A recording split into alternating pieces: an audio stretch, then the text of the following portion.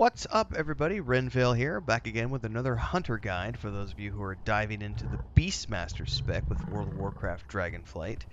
And this one comes at the request of user Morgando6049, who asked a question on my leveling guide for the Beastmaster spec. He said, what pets would you recommend for leveling for someone who's new to the game and as a Beastmaster hunter? And Morgando, I can say that is a really good question that has a sort of simple answer, but then also a more complex answer depending on how deep down the rabbit hole you want to go. So the short answer I can give you is that in Dragonflight, all pets do equal damage. The only thing that really differentiates between the pets are their specialization and what's known as their family ability. So the specialization are like, is it a ferocity pet, a cunning pet, or a tenacity pet? And the family ability is, what is the ability that each one of those has that's within the family? So there's passive abilities which you get because of the specialization. Then there's an active ability that you get because of the specialization, but then there's the pet families, and I'll give you an example of what I mean by a pet family ability, and then we're actually going to dive into the guide itself, and we'll talk about the various types of pets and the things you might want to consider. So a pet family ability would be, as an example, I like to use my wolf pet primarily, and he has this ability called Furious Bite. The wolf bites the target's feet, reducing movement speed by 50%. Now, this is only available to wolves, chimeras, tall striders, spider, and crocolisks. Now, those are within the ferocity line of pets. There are other pets that are also ferocity pets that don't have that ability. As an example, bats and rays do not have that bite ability. Instead, they have a self-dispel ability, which allows them to remove one disease, one magic, and one poison effect on a 10-second cooldown. And then there's carrion birds have their own thing with a healing reduction. Gorillas have a damage reduction on low health. Cats have a dodge chance on cooldown. Those are all ferocity pets, but they have what's known as pet family abilities. And those pet family abilities are usually shared between anywhere from 2 to like 6 different types of animals. So wolves are bulked together with crocolisks, spiders, tall striders, and chimeras for the pet family ability that they all get, which is this Furious Bite, and it's going to be different for each pet family. So those are mostly flare abilities, because the thing we're really worried about here is what's the main difference between pets. And the real core aspect is they all do the same amount of DPS, so it doesn't matter what type of pet you get. So that's the short answer, because they're all going to do the same amount. Now, if you want to get into the meta of things, especially if you're talking heroic and mythic plus dungeons and raids, then you are going to want to pay attention to the pet family stuff and the meta of that. But this is a beginner's guide for someone who's just getting started, so I don't really want to cover that too much. I just wanted to put that out on the table to let you guys know that that kind of information is for more of the advanced guides. So we're going to keep it simple today. So without further ado, let's talk about specializations and what that means for your pet and the types of abilities that come with that are like the core key abilities that are the passive and the active for your pets. Before we get going any deeper though, if you're new here and this is your first time tuning in and you like what you've heard so far, don't forget to like, subscribe, and hit the bell icon so you never miss an update. Daily streams happen at 5:30 a.m. Central and 8 p.m. Central. We do 2 streams a day.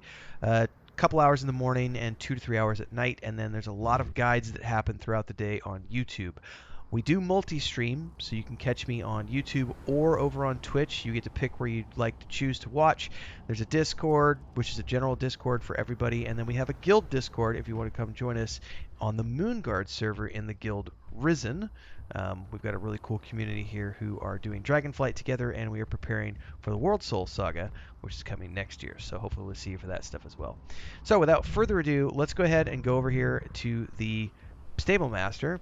Now, I don't use a lot of pets, and the reason is because I like to stick to what I like, which is for roleplay purposes. So I love the wolf.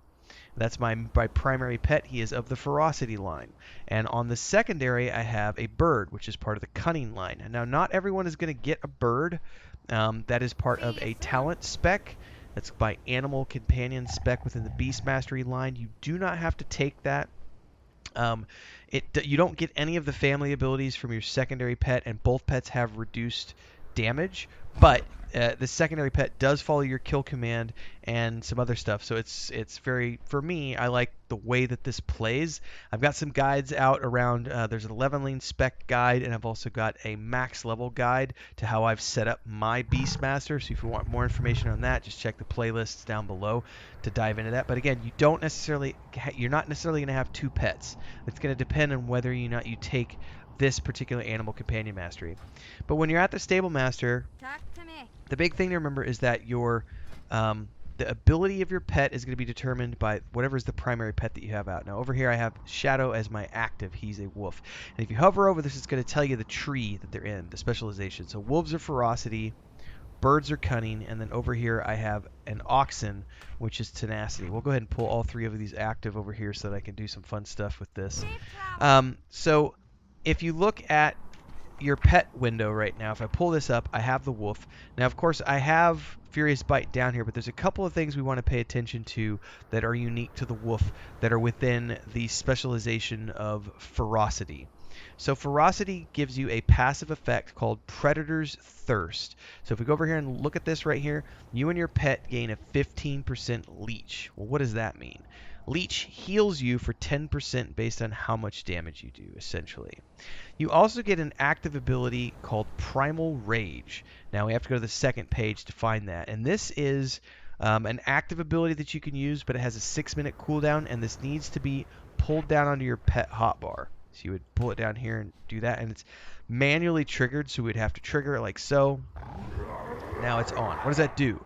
Increase your haste by 30% for all partyman raid members for 40 seconds. So that is a nice burst DPS effect that's really useful in dungeons and raids, which is another reason why I really like the wolf pet for me personally, because when I'm going in and running dungeons with my friends and my guild mates, I've got a buff that I can trigger when we're on boss mobs, and that does add quite a bit of extra DPS. But again, it's going to be different depending on whether or not you've got a ferocity pet, a cunning pet, or a tenacity pet. So let's take a look at the other two in this line. So I'm going to go ahead and dismiss my wolf here, and we're going to pull out the bird. We're going to pull out Snow Tip. And now if we go over here and open this up, we're going to see that there are a couple of different abilities here. So namely, the first thing is with tenacity is you get something called endurance training, which increases, pathfinding. I'm looking at the wrong playlist here. Pathfinding is what you get with the cunning pets, which increases the movement speed of you and your pet by 12% in this case. You're also going to get something called Master's Call, which removes all movement impairing effects from your pet and a friendly target and makes them immune to movement impairing effects for 4 seconds. Friendly target can be you, by the way. So we can find that actually. Master's Call is over here. And again, this is an active one, so it has to be pulled down onto the hotbar. You could target yourself with that, hit it, and now we're good to go. Now we can dismiss that, and we can take a look at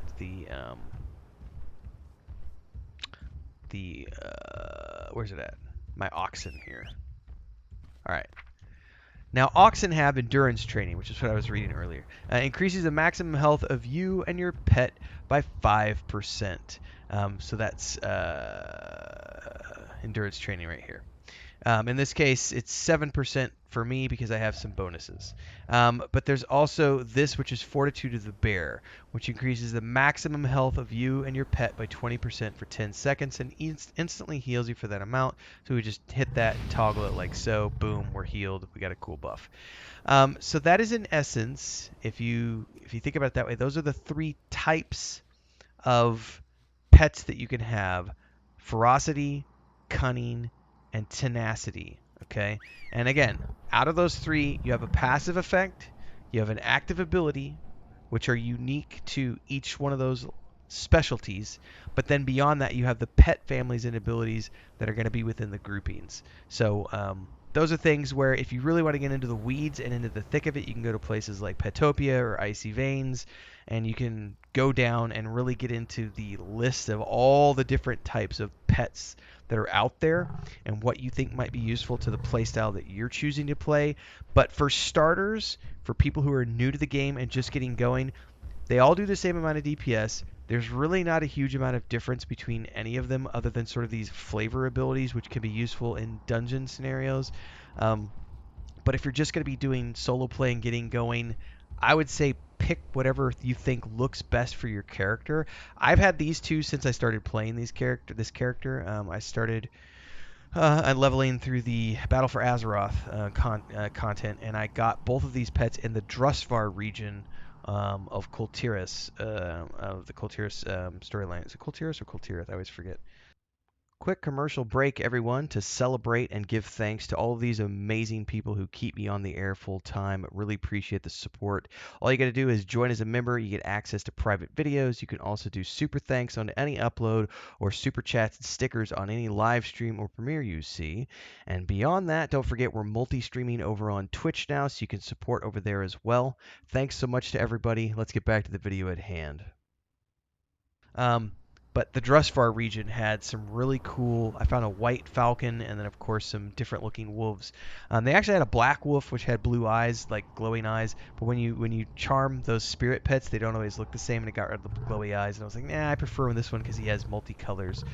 So I've been using these pets forever because I just like the way they look, and because I do a lot of dungeons with the guild and stuff, it helps to have him because of that buff that he gives, where it gives everybody haste for 40 seconds. That's very helpful. But if you're playing solo, you might want something completely different, so it's going to be entirely up to you. Now, there's also an advanced component to this, which I'm gonna briefly talk about, but it's not going to be the focus of this guide. Beastmasters get access to the exotic pets, which are a specialty for Beastmasters. And these are things like Stonehounds and Spirit Beasts and Worms and Carapads and stuff. And they have their own unique abilities based on them being specialty pets. But those are going to be things that come into play later in the game for you. So if you're just getting going, really what you want to do is run around the starter zone. If you do like Exile's Reach, the starter island, they're going to give you, I think there's some, I got a falcon. It was a different colored falcon, and I got a cat. And I think there's also some boars and some other stuff running around there. So you have a variety of the 3 different types of pets on the starter island. And then if you do like one of the original starting zones, you'll have a wider variety depending on where you start off. So I think like if you start off as a dwarven hunter, as example, there's animals that are unique to the Lochman, that region. I forget the name of that region. And then if you start off in Ashenvale, as a night elf, there's things that are unique to that region. But as you explore the game and get out more, there's a ton of pets. I know there are hundreds, there may be thousands of different pets out there for you to find long term, but every starter area has at least one of each type of, whether it's the ferocity, cunning, or tenacity. Those 3 types, they're going to find one of each one of those types. So just grab one that you think looks good to you and go from there. When you start off, you're going to get your pet. I think it's level 5 now, if I'm not mistaken. So you get your pets pretty early now.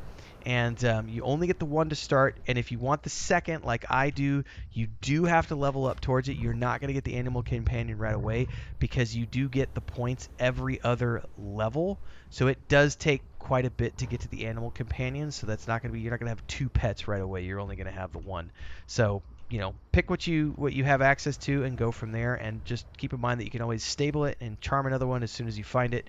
Go with what's in your starting area, get you going, and then from there you'll be good to go. And you can get deeper into the pet world, which I'm still learning about. Like I still haven't gone out there and gotten into the exotic pets yet, and I'm gonna start hunting down visually things that I think look really cool because I do want a cat pet to back up Shadow, and I'm going to see if there's any cooler looking wolves that I can get, but that's a long-term goal of mine, and we're still in the short term here. So hopefully that covered your question and got you the answer that you needed, Morgondo.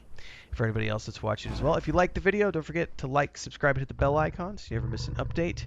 Hopefully you'll join us for one of the live streams. Again, 5:30 in the morning, 8 p.m. at night, Central Time every day. There's a Discord channel if you want to come hang out with us. And then if you want to join the guild, just ping me directly in Discord, and I can get you access to our guild Discord. You can fill out an application if you want to join us in Risen on the Moonguard server. Check out all the other videos in the playlist, folks. Until then, stay safe and happy gaming.